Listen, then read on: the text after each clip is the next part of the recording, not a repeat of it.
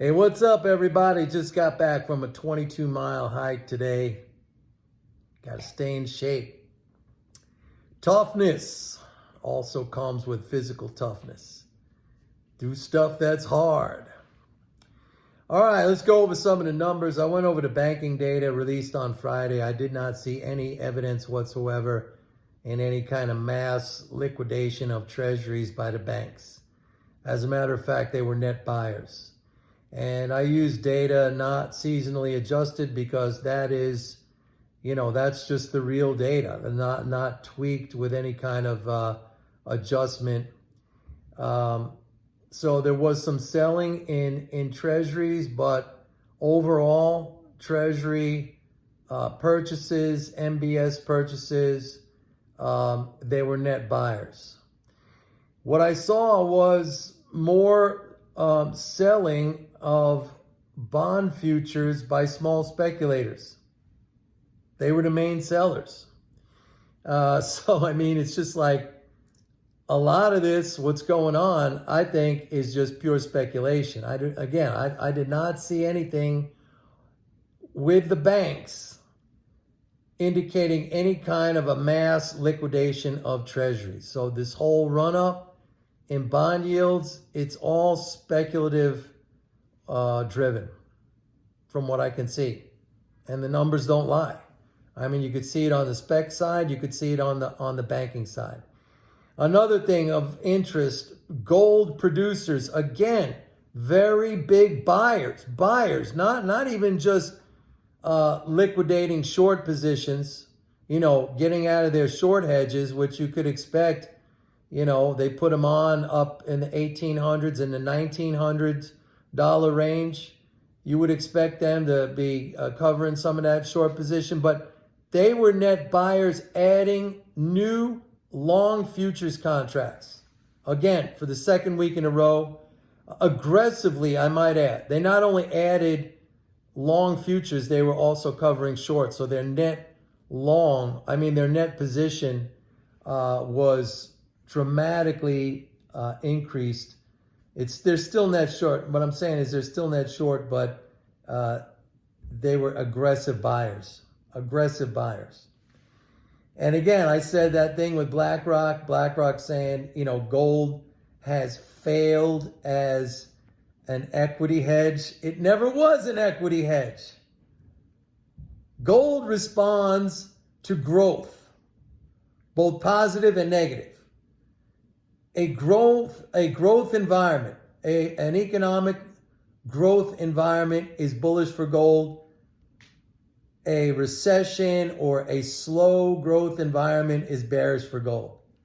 So I get a kick out of it when BlackRock, the guys who make a 0.07 or a 0.7% return on $9 trillion in assets. Come on, what's the point? What's the point of having a BlackRock? Listen to them at your own risk. I'm telling you. So when I see stuff like that, it makes me laugh. What can I tell you? Folks, I did a 22-mile hike today. I'm gearing up for my May rim-to-rim hike in the Grand Canyon. I wasn't able to do it last year because of the whole COVID thing, and I'm getting my shot on Monday. Got tested today. I'm negative. I'm getting my COVID shot on Monday, and then the second shot will be in early April. So I'm good to go, everybody. I'm good to go. Trends are going to remain in effect.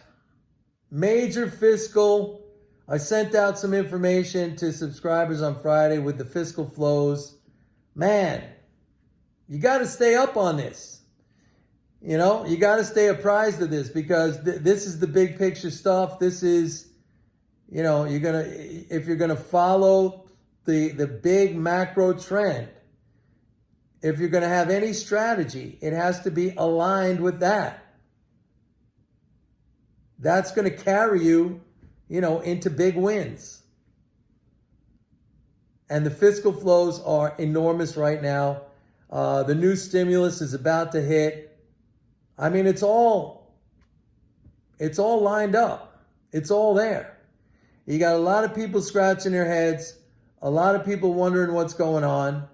You got people selling saying, "Woo, I got out." And then 2 days later, it's at a new all-time high. I mean,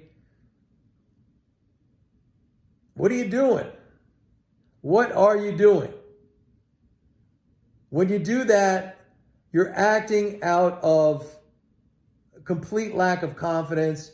You're acting out of nervousness, out of kind of, operating blind in a sense, not having a grasp of what is going on. So you're skittish, you're worried. The slightest little blip down, you think that's the end.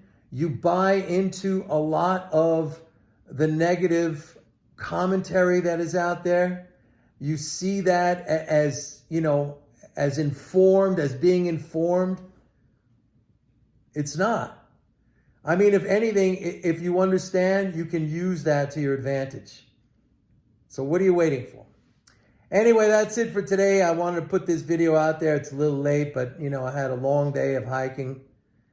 I'm a little bit tired right now, and I'll do something again tomorrow.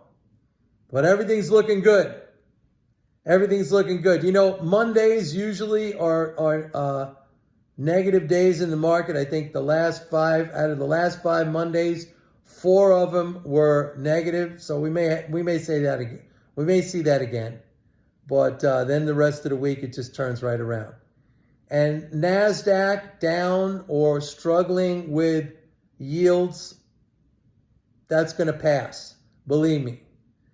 NASDAQ is not overvalued. Growth is coming back.